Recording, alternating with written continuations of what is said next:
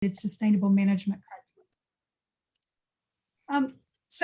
We have items 4 and 5 on the agenda that I'm going to handle today, and I'm going to swap these if everybody will bear with me on that, just so we can do a quick update on the GSP monitoring network first, and then end with the sustainable management criteria, because this meeting is going to be followed by the regular monthly STRGBA meeting, and the STRGBA is going to consider action on items number 4. So I thought if I did it last, you might have a little bit more in your head. So let's get on with the GSP monitoring network update. So today, what you're going to be looking at is similar to what we've seen before, but it's organized a little bit differently. One of the things that we've looked at before are some of the maps for the candidate monitoring wells that we've identified in the subbasin, both new wells and existing wells. And we've looked at those with respect to management areas. Today, we've organized them by sustainability indicator and by principal aquifer. And so this is just the initial steps for finalizing the network that we're going to have for each one of these sustainability indicators. And one of the things that we're doing now is finalizing the process of developing an MT, a minimum threshold, and a measurable objective for each one of these network wells. The reason that we're doing all of the wells is to pick our best representative network wells, and then those will be moving forward as representative monitoring wells in the network. And so let me get going with the maps, and I think a lot of that will become a little clearer as we go along. So beginning first with the chronic lowering of groundwater levels sustainability indicator. And what we're showing here are 2 of the extents of 2 principal aquifers, the western upper principal aquifer, which is west of that red dashed line. That's the aquifer that's above the Corcoran clay. And then the eastern principal aquifer, which is east of the extent of the Corcoran clay. There are about 68 wells on this map. 20 of those are in the western portion and 48 of them in the east. These wells are combinations of existing programs and new wells. We've just sort of got the numbers there indicated by source. Everyone is familiar, I think, with the CASGEM monitoring program that's been in place for decades in the subbasin, and that really represents, from a technical perspective, the best locations for wells, because we have a historical record of water levels in those wells at that location. So we know how the aquifer has responded to various hydrologic conditions throughout our 25-year study period, and those wells that have data from the CASGEM monitoring network. So there are 41 of those. The city of Modesto also has some dedicated monitoring wells within their well field that they use for a variety of purposes. And they have offered those as potential wells for our GSP network. Those are shown on the map in the little blue dots. I was going to mention that the CASGEM are the green dots are the ones that are in the western upper principal aquifer, and the orange dots are the ones that are in the eastern principal aquifer. We also have, we're so lucky that we have these new wells because we were able to position some of those to fill in some data gaps that we had in the subbasin.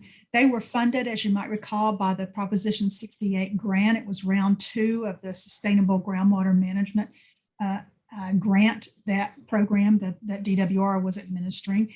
And we have 15 wells located by the red symbols on this map, and 2 of those are in the western upper principal aquifer, and then you can see the ones that are in the eastern principal aquifer. They really filled in quite a few data gaps in the east in particular.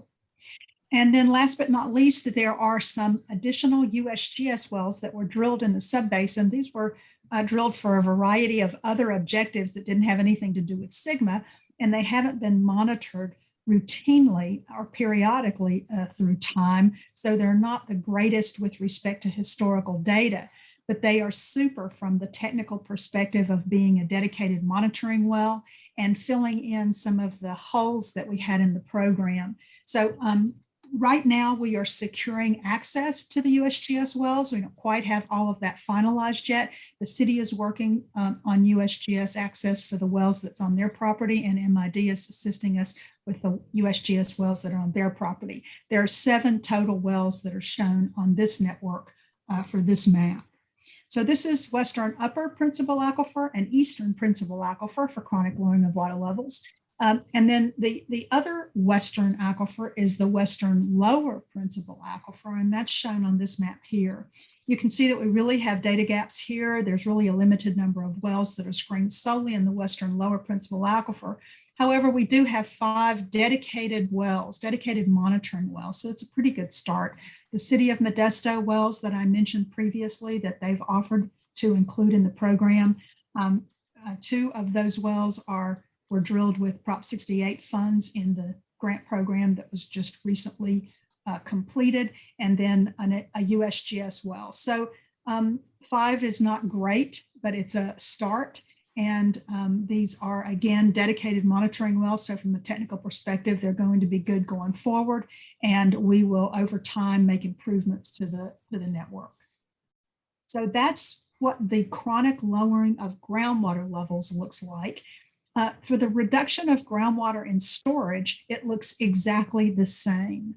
I'm going to talk a little bit at the end of this presentation. We're going to review some of the materials that we've seen before with respect to the reduction of groundwater in storage. But essentially, it made a lot of sense from a technical perspective to incorporate the same monitoring network for this sustainability indicator as we are for the chronic lowering of water levels. This would be applied to all 3 aquifers. It would be the same wells in the same locations with the same MTs and MOs. We'll talk a little bit more about that later, but I've not done maps that would be completely duplicative.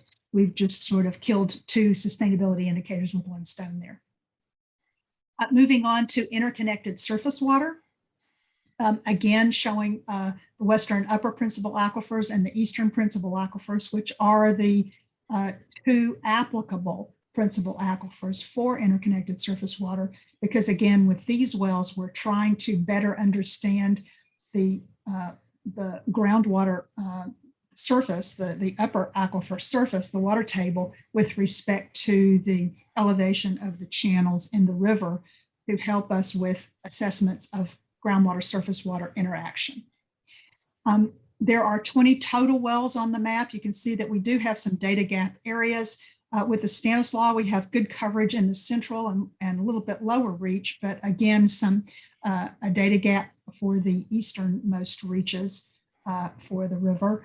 The Tuolumne has a little bit better coverage with respect to the entire reach of the river with a few areas of data gaps again. And then the San Joaquin, there's really only 2 wells that are close to the river. Those are the 2 Casgen wells. They're not exactly really close, but they're within 2 miles and or about 2 miles, so to speak. And we're pretty comfortable that we have a good understanding of the water surface in the Western Upper Principal Aquifer. So even though there's just a couple of wells now to continue monitoring, we do have a lot of additional wells in the Upper Principal Aquifer to lean on in the time interval that it takes us to supplement with some river wells and get some of those data gaps closed.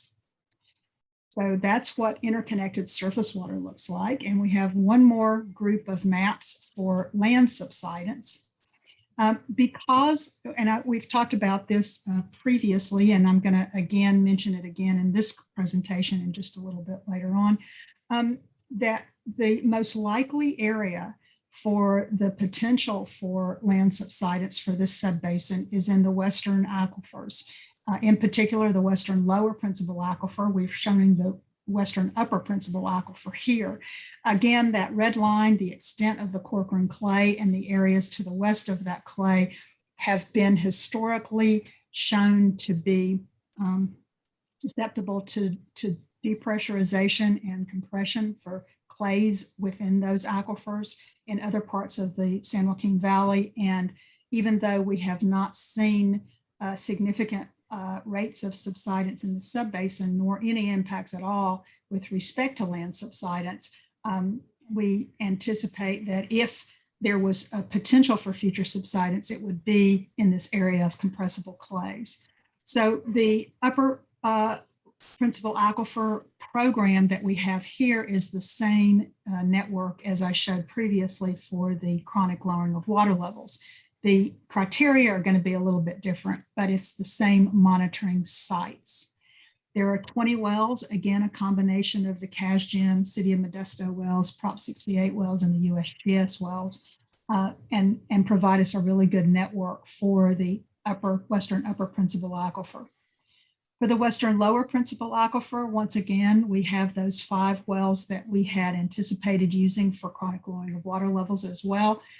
Not a full program, but a start. And we're using this for the preliminary western lower principal aquifer land subsidence program. I mentioned earlier in the presentation that we're going to be selecting representative wells. In this particular case, we need all 5 of these wells, so they will all 5 be in our final program. So that's really it for the maps. The next steps for the monitoring network are moving quickly. We are just finishing up the assignment of MTs and MOs, measurable minimum thresholds and measurable objectives for each one of these wells. And we'll be calling back through that information and making sure that we have reliable technical data assigned for each of those wells, and then eliminating those that really we're making estimates in that we don't really need. We anticipate bringing this to the TAC planning group very soon, getting their feedback on some additional use of these wells, and then providing the draft full program to everyone at a special meeting that's been scheduled for August 25th. Any comments or questions at all on this monitoring network update? So I'll start off. Can you explain briefly what we're looking for in the monitoring wells when it comes to land subsidence? What indicators are we going to see from those wells to understand that land subsidence is occurring?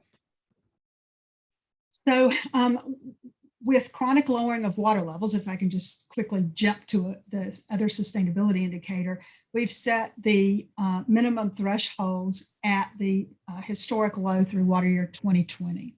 And so what that's going to do is manage water levels at or above the historic low level.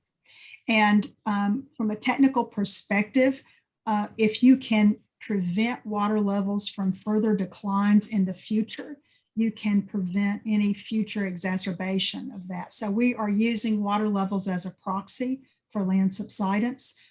It's allowed, you have to show the correlation and the linkage between those 2 indicators, but it's actually offered up as an example, even in the Department of Water Resources Best Management Practices guidance for sustainable management criteria. And then, Eric, I know that you may even be prompting me to also mention that we have additional monitoring for land subsidence in addition to these water levels. And I'm going to show a couple of maps illustrating what that is and how we're planning to use that as well. Yeah, that's helpful. Thank you, Phyllis. Okay, are there any other questions from the member agencies?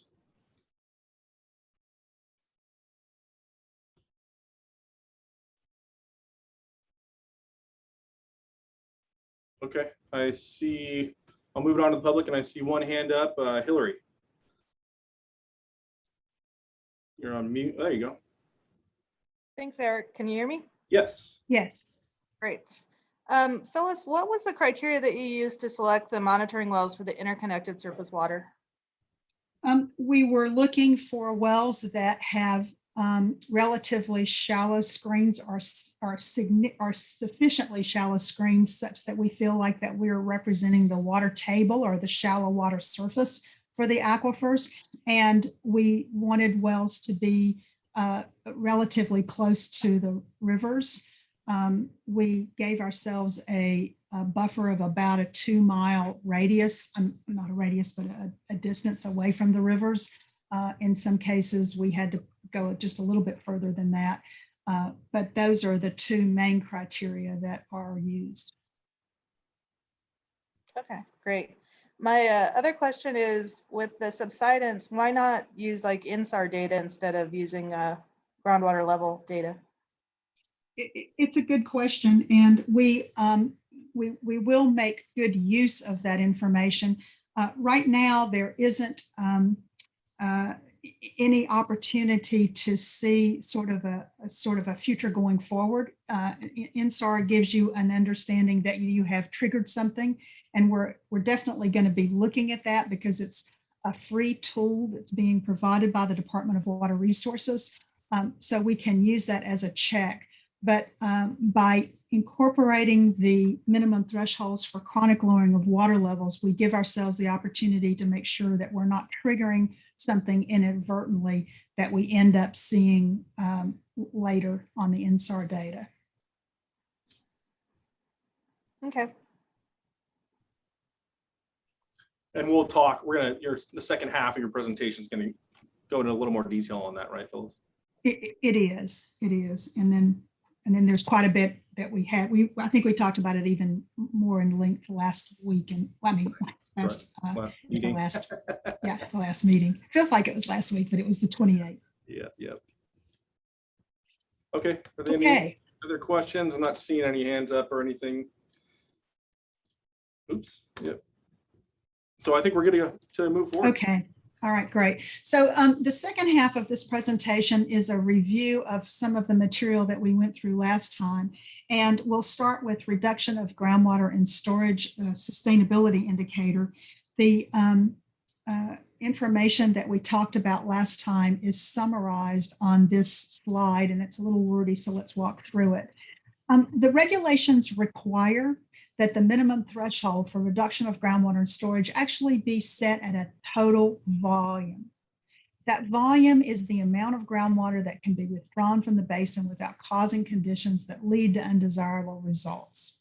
So what DWR really is looking for the sustainability indicator is an overall sustainable yield for the subbasin.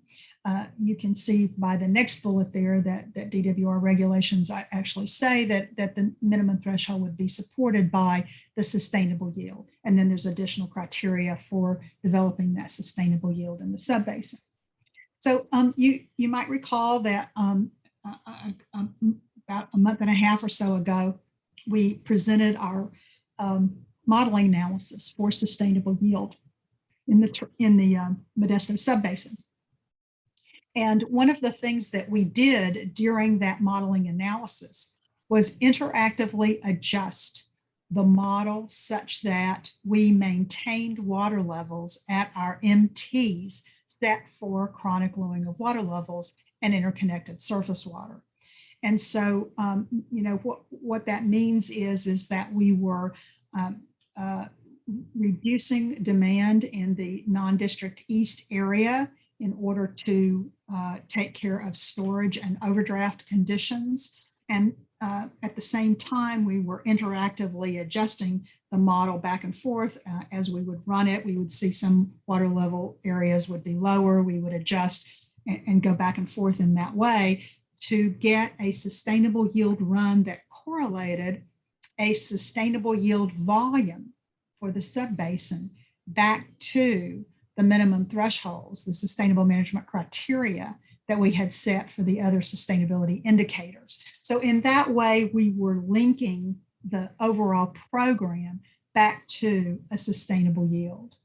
So recognizing that the results of that modeling suggested that a sustainable yield for this subbasin was about 267,000 acre feet a year, then because we kept our minimum thresholds for the other sustainability indicators intact when reaching that result, then we linked those two items together. In other words, the modeling taught us that if we keep our minimum thresholds for our chronic lowering of water levels and interconnected surface water, if we are able to maintain and manage water levels at that minimum threshold, then that reproduces a yield of 267,000 acre feet a year. So in that manner, we're able to link a total volume that can be withdrawn from the subbasin without causing undesirable results right back to chronic lowering of water level MTs.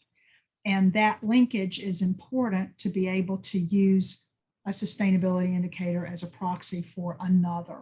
So in that way and in that manner, we're able to apply the MTs for chronic lowering of water levels as a proxy for the reduction of groundwater and storage. And so that's the information that we went through last time. And it produces sort of this general framework. There's some details that will be filled in on this framework, but overall, we talked about an undesirable result being the risk of depletion or reduction of storage such that the groundwater supply would not be accessible for beneficial use, and also that an undesirable result would also be linked to long-term overdraft that had been defined and applied in the GSP. And so recognizing that the overdraft condition and the reduction of groundwater and storage indicator linked right back to that sustainable yield modeling, which also incorporated the chronic lowering of water levels, MTs and MOs, then we can rest assured that the MTs and MOs for chronic lowering of water levels are protective against both of those occurrences of undesirable results, both depletion of supply and long-term overdraft. From a technical perspective, it's just a fact that if you prevent long-term water level declines, then you are linking yourself back to the sustainable yield of the subbasin. And so in that manner and with those linkages, MTs and MOs have been selected for chronic lowering of water levels to be a proxy for this sustainability indicator. Any questions at all on the reduction of groundwater and storage information that we just reviewed here? Anything from the member agencies?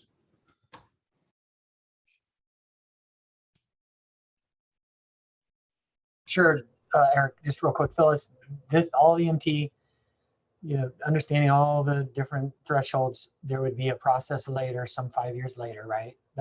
Is that what happens as we find problems or collect data? Can you explain that just real quick? I'm sorry, can you just go ask me that one more time, Michael? I got most of it. Chronic lowering, all these things where you have minimum thresholds as we find out this data, as God forbid we find that overdrafting is happening, we find a bunch of problems, let's just say, and we move past minimum thresholds. There would be a process sometime later to do projects, to do whatever it is to mitigate. Can you talk about what that is just real quick? Because you've said it before. I just want to hear it again, please. And then absolutely. Yeah, thank you. And mitigation. How do we solve this? If there's Right. something. Right. That's a great question. In other words, how does everything actually fit together? I think is really where we're going here. So all of these sustainable management criteria give us our best guess at how to monitor for the avoidance of undesirable results, which is by definition our sustainable management.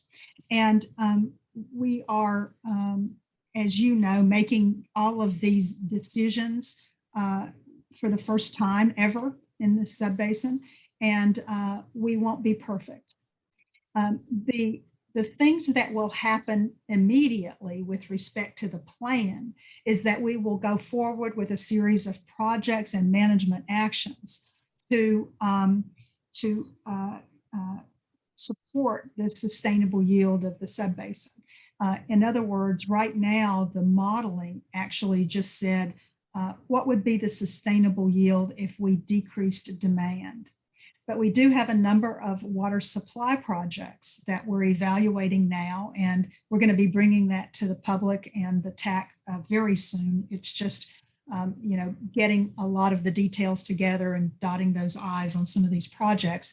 But those projects will, replace the demand reduction required to the extent that the projects can with respect to water supply. And so that will probably alter things a bit going forward. So we will not probably have guessed perfectly on sustainable yield, nor will we have guessed perfectly on the MTs and MOs. We're going to annually monitor to make sure that everything looks like it's moving along in a proper manner with respect to sustainable management. And at the 5-year mark, after the plan is turned into 2022 and 2027, there's an opportunity for a reevaluation of the plan. And at that time, if we have guessed incorrectly and things are either looking better or worse than anticipated, then the MTs, MOs, and other sustainable management criteria can be adjusted at that time. So projects and management actions being implemented right away, and then during implementation, monitoring the progress, and then at the 5-year process, reevaluation. Thank you, Phyllis. You've said it before, and I appreciate you saying it again. Thank you.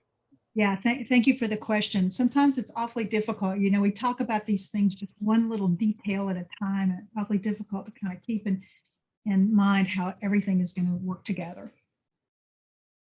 Okay, so if no more questions on reduction of groundwater and storage, I've got one from the public, and I want to just make sure. Great. Sorry to slow you down here, Phyllis. No, please. Anybody else from any other member agencies first? Comments, questions from the public here? Let's open up to the public. Val, you had your hand up initially. Do you still have a question or comment? Yeah, can you hear me? Yep. Yes. Yeah, I just had a quick question. I'm sure that we're going to address this in the narrative part of this chapter, but are we going to do any numeric numbers of saying that at X lowering of a groundwater level, we would see, Y results in groundwater storage depletion? Can we do that? Yeah, yes, we could. The regulations, as I understand them, require us to have one sustainable yield number, total volume for the subbasin, which we do have. And we've related our MTs and MOs back to that total volume. So I think, I guess what you're asking is that if we have an MT of a certain water level and we've correlated that back to a volume, if we drop 1 foot, then what would that volume be versus dropping 2 feet versus dropping 5 feet? Is that what you're asking?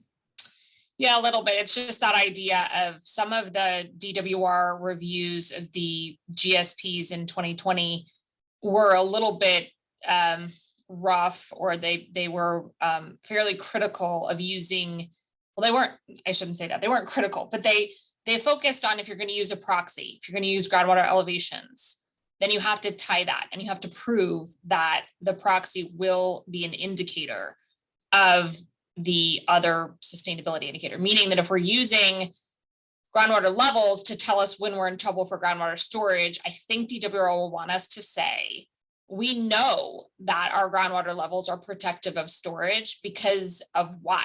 And that Y seems to me, from a total non-technical perspective, of being able to say, when groundwater levels drop by an inch, a foot, or whatever the metric is, we know that our MTs will be protective because that only equals a 1% or a X decrease in groundwater storage volume. So we have to tie the two together if we're using them. Yes, of course. And that's, I'll say it again.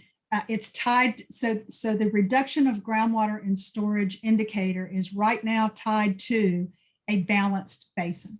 The 267,000 sustainable yield number, which is the total volume metric that the regulations require you to link to, that's a metric that results in a zero change in storage. And if you keep water levels from declining in a subbasin, then you maintain that storage. And we certainly can say if we go down 1 foot, it's this change in storage. If we go down 2 foot, it's this change in storage. but there's not one simple answer to that. It would be a variety of, it would be an infinite number, I think, of answers to that, depending on where the foot occurred. If it occurred over the entire subbasin, it occurred in one principal aquifer and not another, et cetera. But the linkage that I think that we have to make in order to use the proxy is the linkage between the total volume of sustainable yield, which is required as the metric, and the reduction of groundwater and storage at essentially zero, which is a balanced basin. And that linkage is clear from the sustainable yield modeling runs that we've conducted in the subbasin. So the MTs and MOs, though, they'll be based that we don't have specific storage MTs and MOs. They'll be groundwater levels, right? Correct. Okay. Yeah. So as long as we can, as long as that first sentence in that second part of the slide is backed up with technical information, I think that's a good way to do it. But I think that especially with the interconnected component of that, DWR, at least from my perspective, had a higher threshold for kind of evaluating proxies. And in 2 of the incomplete decisions that they made, those were based on the fact that people used groundwater elevation for a proxy for interconnected surface water supplies. And DWR said you just didn't make that technical connection. So I think we should be careful that we do that. And I know that'll be done in like the narrative part of the chapter, but we should make sure that we're really teeing that connection up. There's no question. I agree that the use of a proxy has to be pretty exacting. And luckily for us, we knew that in time to incorporate all of that into the sustainable yield modeling runs, which is why we did that very first run. I have yet to see a GSP that's been turned in that had the detailed sustainable yield modeling run that we made in this subbasin for linking the MTs of chronic lowering in water levels and the MTs for interconnected surface water back to volumes. I feel very, very confident and very, very pleased that we are able to make that direct linkage, whereas others have just done it much more subjectively. I'll just call it with using professional judgment, which I respect. But in this particular case, I believe we have the data to back it up. Okay, thank you. That's helpful. Thank you. Thanks, Any Val. other questions? Yeah, I'm not seeing any other hands up, so let's just keep moving forward, and if hands start raising, we can get them at the end. Sounds great. We're almost done here. We're just quickly going to go through land subsidence, undesirable results and minimum thresholds, again, in the same manner that we just talked about reduction of groundwater and storage. Just as a quick review, a couple of slides. There are no known subsidence impacts in the Modesto subbasin. All of the areas of problematic land subsidence rates are to the south of us, and I've just sort of shown a bit of a regional map just to illustrate that. There is a lot of subsidence that has been documented in the Central Valley, and in particular in the San Joaquin Valley, much of which has been correlated to the Corcoran Clay, especially on the east side of the San Joaquin River. There are many associated regional clays with the Corcoran Clay, so it isn't always the fact that the Corcoran Clay itself is being compressed, but the regional clays below the Corcoran Clay in a confined aquifer can often just simply be depressurized, even if not dewatered, with declining water levels. So declining water levels, again, is the cause of land subsidence. And that relates directly to, in most cases, overpumping of the groundwater basin. So if we pull in the additional information that we have for vertical displacement of the ground surface, these are two different data sets. And let's talk first about those 3 orange triangles that are shown along the red dashed line, which is the extent of the Corcoran Clay. So those 3 triangles are within the extent of the Corcoran Clay. And they're actually very high accuracy GPS stations that have been put in place and monitored by others. There's a group at at Scripps Oceanographic Institute, the SOPAC group that has GPS monitoring stations, and another consortium of researchers and universities termed UNAVCO. And they also have GPS stations within the Central Valley. And 3 of those are in the Modesto Subbasin and shown there. We do have data, not complete data, but we have data dating back to, I think, about 2005 or so for these 3. The southernmost one, CMOD, is the only one that's still active.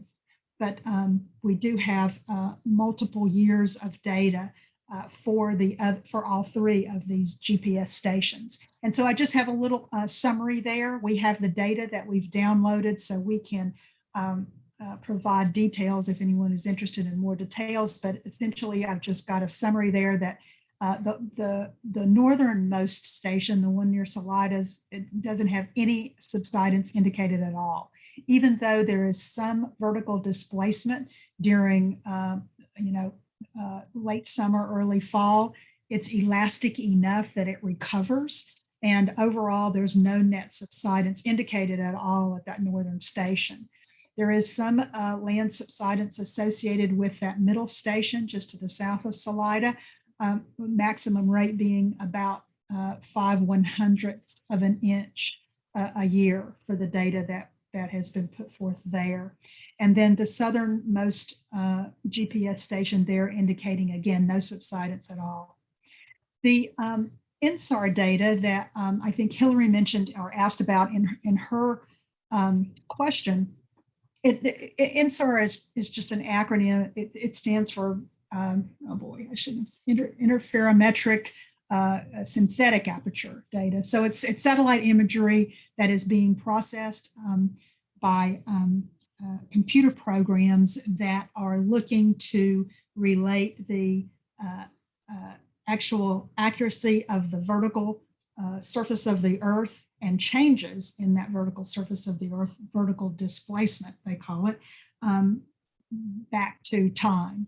And there's a European Space Agency series of satellites that provide very detailed data. And so those data are being processed on an annual basis and are now being published by the Department of Water Resources to assist with subsidence analysis in subbasins in California. So the sort of grays and oranges and browns that you see on this map are representations of those INSAR data, vertical displacement data. They're shown in feet, and the scale, the legend there is on the right. If you have a PDF of the display that you've downloaded, you can probably zoom in there and get the information on exactly what those measurements are. But essentially the gray that you see on the map is essentially zero vertical displacement. So no subsidence. In some cases, there's actually some positive numbers associated with those gray areas because California is tectonically active, and in some places we're actually going up instead of down. But for the most part, in the area that I believe technically is the most susceptible to land subsidence based on all of the other information from the San Joaquin Valley, which would be within the extent of the Corcoran Clay, that's essentially all zero. So no subsidence indicated there. So that begins to corroborate some of those very high accuracy global positioning stations, the GPS station data that we see there as well.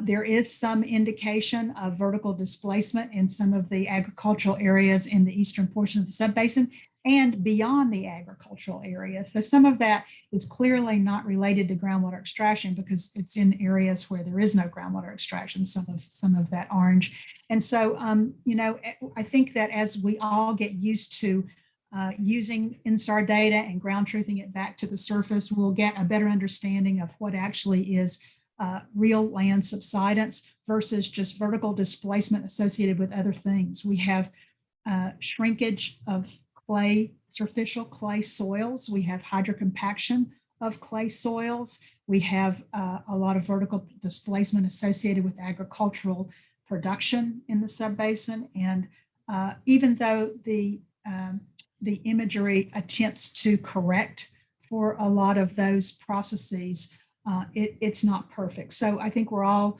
from a technical perspective, we're all moving forward, learning quite a bit more about what this means.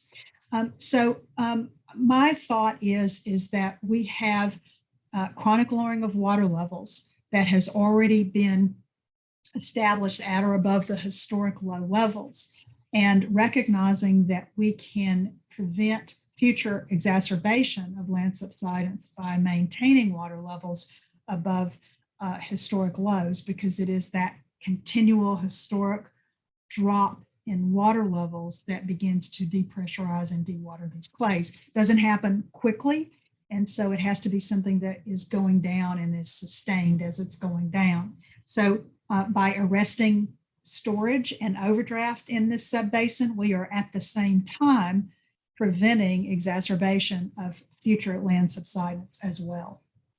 I think that the INSAR data and the GPS data is still very helpful to supplement the information. And it could be in response to Hillary's question that we eventually move to those tools as monitoring.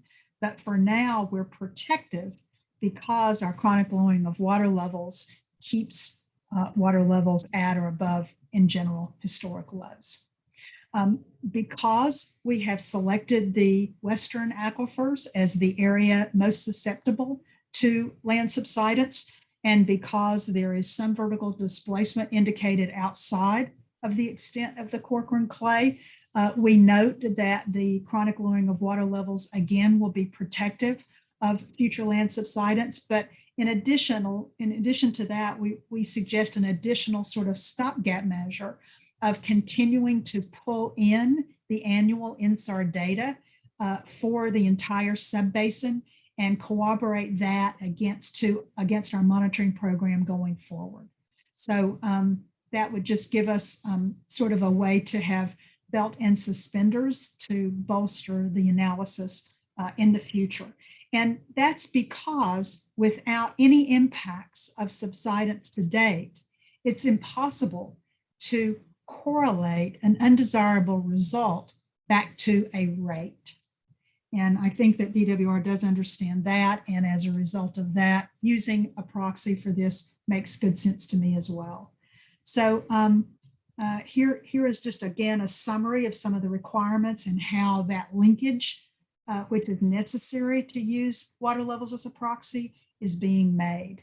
So the GPS requirements, the GSP, I got GPS in my mind.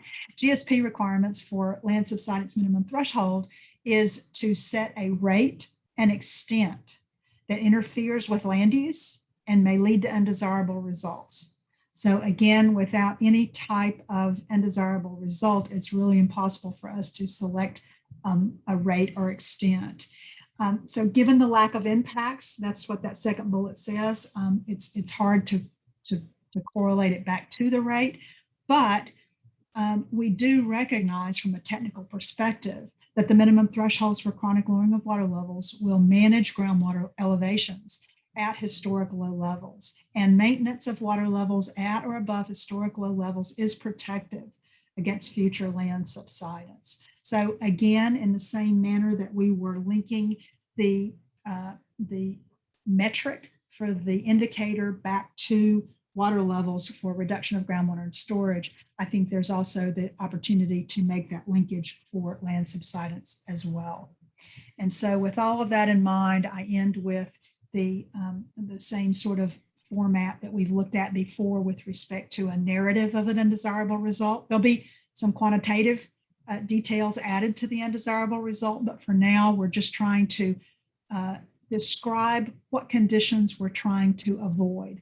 And what we're trying to avoid is land subsidence that is directly caused by groundwater extraction and the associated water level declines that adversely affects land uses or reduces the viability of use of infrastructure.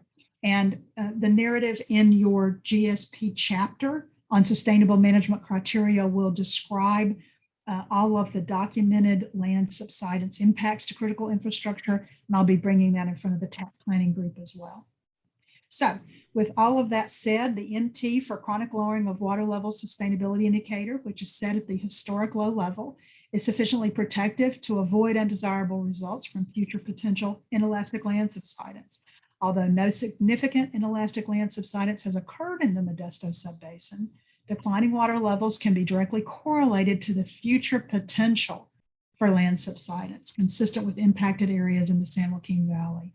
Accordingly, the MTs and MOs set for chronic lowering of water levels are recommended as a proxy for this sustainable indicator as well. So that's it for me and the technical information. I just have one more summary slide, but before I do, is there any discussion that would like to have on land subsidence? Yeah, we've got Michael Renfro has his hand up. Thank you, Eric. Phyllis, can you talk a little bit about the data accuracy, the plus or minus 4/10? Because essentially, if we're within plus or minus 4/10, there could be zero land subsidence, or it could be incredibly worse. So could you talk a little bit about that, please?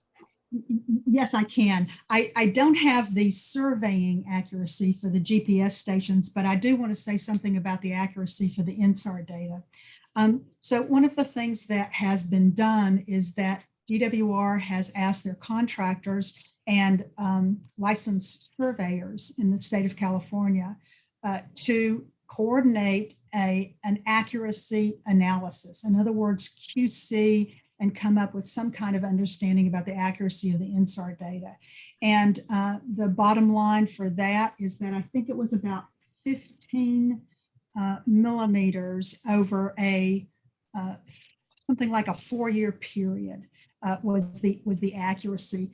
Very, very accurate information, as you can imagine. That comes out to be about, oh boy, I should have had my notes for that around here. I think it's something on the order of 1/10 of a millimeter per year accuracy for that INSAR data.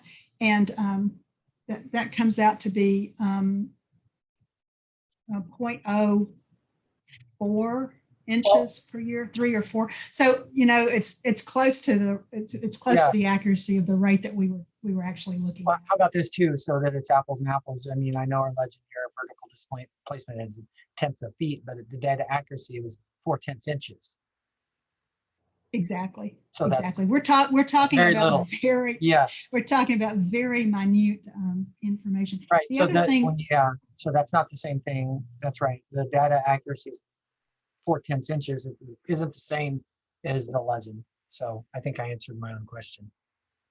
it's I'm going to get you more detailed information. I'm doing some of this off the top of my head because I don't have notes in front of me for that. My recollection is that it's something on the order of 0.03 inches or 0.04 inches, something like that. But I'm going to check on that, and we're going to make sure that I don't get recorded at the wrong information here. Right. But I'll definitely get back to that. Yeah, I think he was just saying that the legend is in vertical displacement is in feet. And then you're in the top left of the slide, he saw the 0.048 inches per year and he was thinking it was 0.048 feet per year, but it's actually, Right. so there's And different. And Phyllis, a previous slide, and I looked it up. I went to our meeting minutes from before. There was a Yes. slide that said the data accuracy is 4/10 inches plus or minus. But I just saw the 4/10. I saw the 4/10. I said, well, that could be nothing. No, it's inches, 4/10 inches, not quite half an inch data accuracy over not quite half a foot of subsidence. So, right. Thank you for correcting that. I'm so sorry to have misunderstood your question. Let me just pop back to that because I feel like now I've probably confused people more than I should have. So the legend that's shown here for the INSAR data is in feet. And the GPS data that I see, that's just simply provided over time. Sometimes it's in meters, sometimes it's converted, but you just have to pay attention to how it's presented. But this feet, as you can see, is just ranges. And so rather than show ranges, you know, I just went in and I think on a previous slide, I didn't do it on this slide, but on a previous slide, I went in and Yeah, Mhm. when they actually and pull these and converted them to inches so that we can have, I mean, sometimes it's awfully hard if somebody says 0.05 feet, and you can think more along the lines. If it's going to be that small, let's put it in inches so that we can kind of have a better understanding when we see it. At least Well, thanks. that's Yeah. always helped me. Thanks again. I brought it up just again, seeing 4/10 in each and just realized it's inches in one and feet in the other. Sorry about that. Yeah, no, thank you for correcting that. And I'm so sorry to have misunderstood the question when all about the world trying to talk about accuracy. It's funny because the part of the reason that I did that, such as a knee-jerk reaction, is that I have been concerned about the accuracy of the INSAR data, and it's trying to kind of really wrap my head around, because this is the first time that it's been readily available for the entire subbasin. And so it's a good opportunity to have new data, but you have to think of it in terms of what is the accuracy.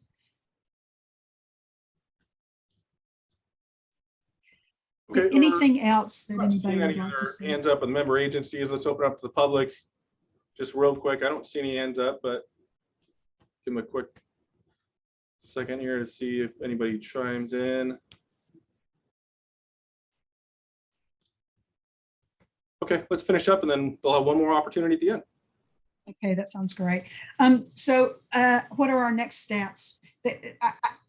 Unlike some of the other next step slides that we've ended on, I didn't just put what we're getting ready to do like just next. This is it. This is what we're doing. This is the whole, again, we're down to the wire. So we're walking and chewing gum at the same time. We're finalizing the MTs and the MOs and the GSP monitoring networks. That's going to come back to you at the end of this month. We're finalizing the sustainable management criteria in concert with that. I mean, one of the problems with trying to do sustainable management criteria before the monitoring networks is that the monitoring networks actually inform quite a bit about how this entire process would work. So we're sort of getting those both tied up together at the same time. In addition, we're going to be releasing GSP chapters. Our water budget chapter is under review. We're getting comments from the TAC, and we're going to be incorporating those comments and getting that chapter published. So that's coming next. It will be followed by the sustainable management criteria chapter, and that will be followed by the monitoring networks chapter. So we're coming down to the wire. All the agencies have the water budget chapter right now, and so they are able to review that. And I just want to remind everybody that we're hoping to get comments back from the member agencies by the end of the week, and then we would ultimately incorporate those comments and then release it to the public at some point here soon. Right? Exactly. We'll get comments from the TAC. I'd like to, we often have questions, go back and forth and make sure that we're incorporating everyone's comments correctly. And then, so it will be several weeks, but it will be released relatively soon. And we're continuing to analyze projects. That's going forward in a big way. We are putting details on those. Screening these projects takes a little time. Sometimes they come and go. Sometimes they're expanded. So we're not bringing every single detail back to you because things are changing rapidly. But we will have an update for you on projects coming soon. And then progress on draft management actions, which kind of go together with the projects, but they also very much go together with the sustainable management criteria and monitoring. So we'll be bringing that in front of the public as well. We've got draft lists together, and we're trying to make sure that they're real and viable and something that the GSAs want to pursue before throwing them out to the public. So. Okay, that's it for me. Thank you very much for hanging in there with me, and be glad to answer any other questions. Okay, so I'll open up one last time to the member agencies first. Thank you very much, by the way, Phyllis. Yeah, sure. Thank you. It's good to have a quick review before we jump into the GSA meeting too. Right. Okay, let's open up to the public. Not seeing any hands up yet. Nothing in the chat. Okay. Well, That means you did a good job. Thank you, Phyllis. Thank you. Okay, so we'll move on to item number 6 then. Our next meeting. So our next TAC meeting is a special TAC meeting. It's currently scheduled to be on August 25th at 1:30 over Zoom. So with that, are there any questions from the member agencies, comments? Okay, we'll open up to the public. Okay, great. Item number 7 is just items that are too late for the agenda. I don't believe we have any, but I'll open up to the member agencies to correct me if I'm wrong and/or provide comments. And if there are no comments, then I will entertain a motion to adjourn the TAC meeting. Renfro, motion to adjourn. Thanks, Renfro. I'll second. Thanks, Chad. All those in favor signify by saying aye. Aye. Any opposed? Meeting adjourned. So we'll move into the STRGBA GSA meeting. So again, on the phone, we've got quorum and all the member agencies are here, so I appreciate that. Got, again, Michael Renfro from the city of Oakdale, Miguel's here from the city of Modesto, Michael Rydell from the city of Riverbank, Mike Pitcock from the city of Waterford, Eric Thorburn, myself from Oakdale Irrigation District, Chad Tinkin from Modesto Irrigation District, and Walt Ward from Stanislaus County.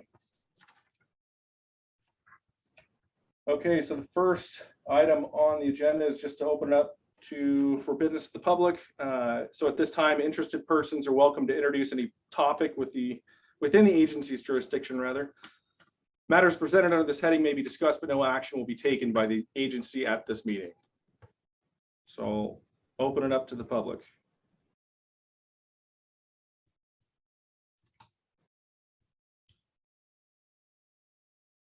Okay, hearing none, seeing none, we will move right on to item number 3.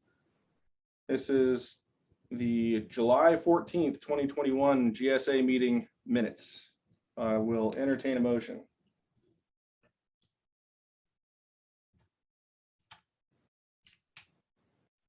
Make a motion to approve the minutes.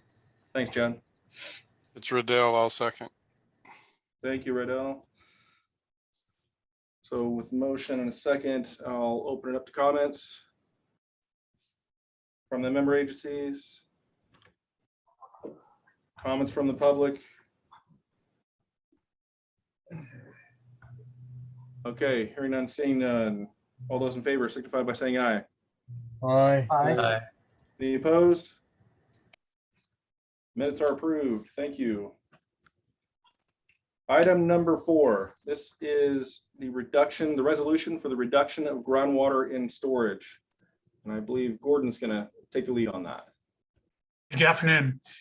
Included in today's handouts are draft definitions of undesirable results and minimum thresholds for the 2 sustainability indicators that Phyllis just gave recap on: reduction of groundwater in storage and land subsidence. And these definitions would apply to the Modesto subbasin and are required by SGMA.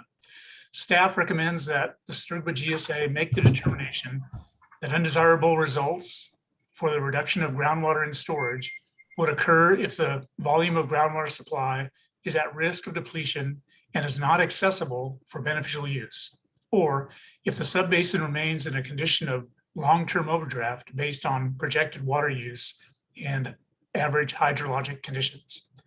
And staff also recommends that the GSA further determine that since the minimum thresholds for the chronic lowering of water levels sustainability indicator are protective against reduction of groundwater in storage in long-term overdraft conditions, the MTs for chronic lowering of water levels are selected as a proxy for reduction in groundwater in storage.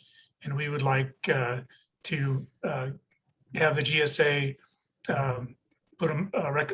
recommend a motion to approve those definitions. Thanks, Gordon. So that language was consistent with Phyllis's presentation, the second half of her presentation there. That's correct. With that, I will entertain a motion first.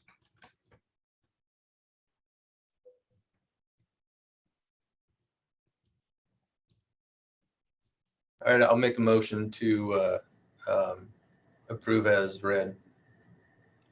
Thank you, Chad. I get a second? I'll second Walt. Thanks, Walt. Okay, I'll open it up to any comments from the member agencies first.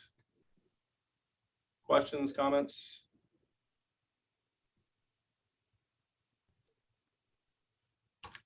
Okay, questions, comments, discussion from the public.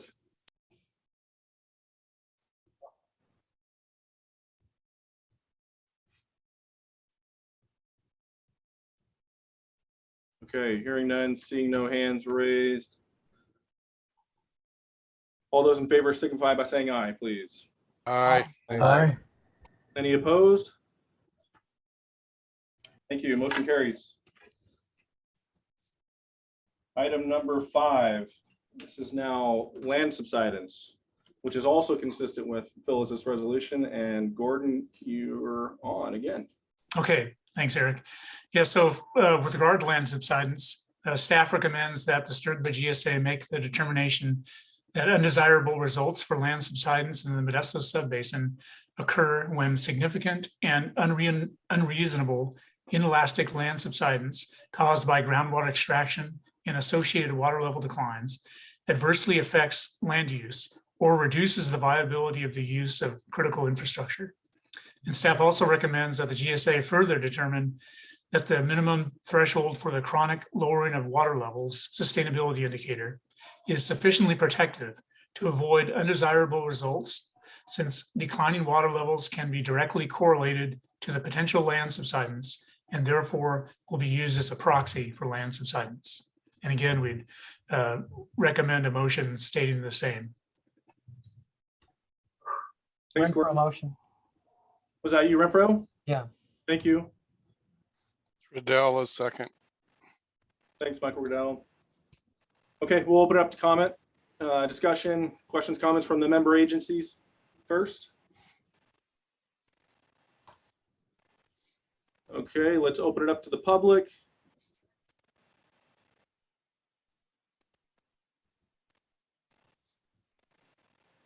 All right, hearing none, seeing no hands raised, nothing in the chat.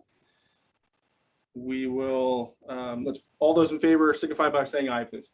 Aye. Aye. Aye. Opposed? Aye. Was that somebody opposed? Was that, okay. No opposed. Motion carries. Thank you. Okay, item number 6 on the agenda is the budget and schedule update. That's you again, Gordon, I think, right? Right. Right. So the updated budget expense chart is included in today's handouts. And as of June 30th, the Todd Groundwater Consultant Teams has expended 64% of the budget and 85% of the schedule. So we're definitely in the home stretch with just over 5 months remaining before January 2022, before that submittal date. And that's all I had on the budget and schedule. Thanks, Gordon. Comments, questions from the member agencies? No. Yeah, Eric, I had a question of Miguel. I just wanted to see if DWR has been keeping up with reimbursements. I haven't heard anything back on that in quite a while. They have been giving us all our reimbursements. Let's see, we got, I think, up to reimbursement 9 back. We're waiting for reimbursement 10, and by the end of this month, we'll be sending out the next quarterly report for reimbursement 11. Okay. And then they're keeping 10%, at which will be in arrears, and then when we close out the contract, they'll reimburse us back the remaining 10% that they hold. Correct. Is that right? Okay. Yes. Yes. Thanks. It's a pain in the butt, isn't it? You know, it's just a matter, you know, just reminding everyone involved. Yeah, it's a pain in the butt. Yeah, thanks for facilitating that, Miguel. Okay, we'll open it up to the public for discussion on the budget and schedule.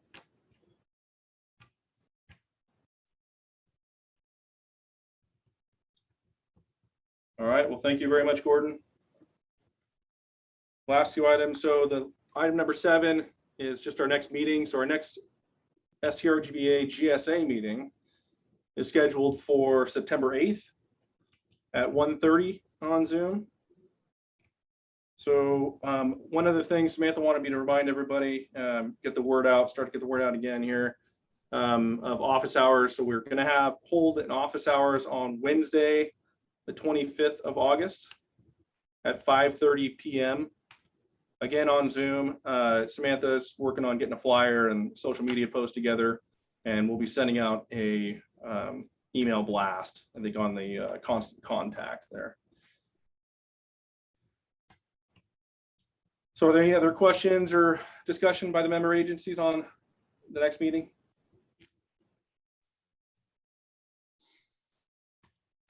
Okay, I'll give the chance to the public as well. Okay. Item 8, items too late for the agenda. Again, I don't believe we have any items that are too late for the agenda, but correct me if I'm wrong. And if there's any other discussion. Eric, I just want to make sure that everybody's thinking about their adoption process. The MOU structure, doesn't, well, because our governance structure is bound by an MOU, it means the individual member agencies are the decision makers. So every one of the 8 parties, 4 cities, 2 irrigation districts, 2 counties, had to take independent action to adopt the plan, and then that rolls up to the GSA level for submittal to DWR. And I just want to make sure everybody's thinking about that, is aware of it, knows their own internal processes, whatever those procedures and steps and noticing requirements are, that everybody's, in line, to follow that. I know for the county, when you get into the late fall, there's only a couple of meetings that you can hit in November and December, and then you roll right over into the new year, and pretty soon you're left without any room to maneuver if you hit any snags, because our deadline is January 31, 2022. So I just wanted to put that out there. Yeah, no, that's a good point, Walt. We got the notices out to the cities, counties this week, early this week, late last week. And so we're good in that from that respect. But yeah, I think it's a good point, and everybody should be thinking about that. Come January, we're going to need to be in a position where everybody's taking action to approve the plan as drafted. And it does take, it's nice to have 2 meetings to do that, just in case you get questions, or at least from my perspective, to have 2 meetings so that you give a chance for everybody to absorb it a little bit and then have questions and come back the following meeting, if necessary, at least, to take action. So keep So that in mind. Eric, question, it's Michael. Hey, do we have an anticipated date when we're going to have the draft plan out? I don't know if Phyllis is still on the phone, but I don't think that she has committed to anything specific. Phyllis, you want to speak to that? Well, it's certainly the October timeframe is what we're targeting. We're publishing chapter at a time in hopes of having everyone not have to read 1,500 pages all at once. So part of that sort of chapter at a time, I'm hoping will make the review process a little smoother, but probably the entire draft document won't be available until October. Yeah, Michael. So it's going to be kind of a push to get it by the end of the year then. Correct. Michael, what the county's doing is we're targeting at this point December 14th, which leaves us quite a bit of flexibility. But because our own internal processes dictate that we have to schedule a public hearing Right, you gotta do a Then- public notice and all that good We stuff. have to go through, and that has to happen no less than 90 days before you hold the public hearing. So we're gonna agendize an action just to set a date, as early Great, as, August 31st. Go to the board just to set a hearing date, no less than 90 days later to consider adoption of the GSP. And other entities like Tuolumne County may have the same sort of restrictions as well as some of the cities and the irrigation districts. That's why you all have to look at your own processes for what you follow when you adopt a plan. Right, because for us, it's a 30-day notice. Yeah, Okay. us too. 90 would be crazy. Yeah, Cool. that definitely make it difficult. But that's a good point, Walt. That's Good point. Well, thanks good for reason to bringing bring it it up. up. So the 90 days that Walt's talking about is a county requirement. It's not necessarily the city's requirement. It's a county, part of the government code that's pertinent to county procedures. Okay.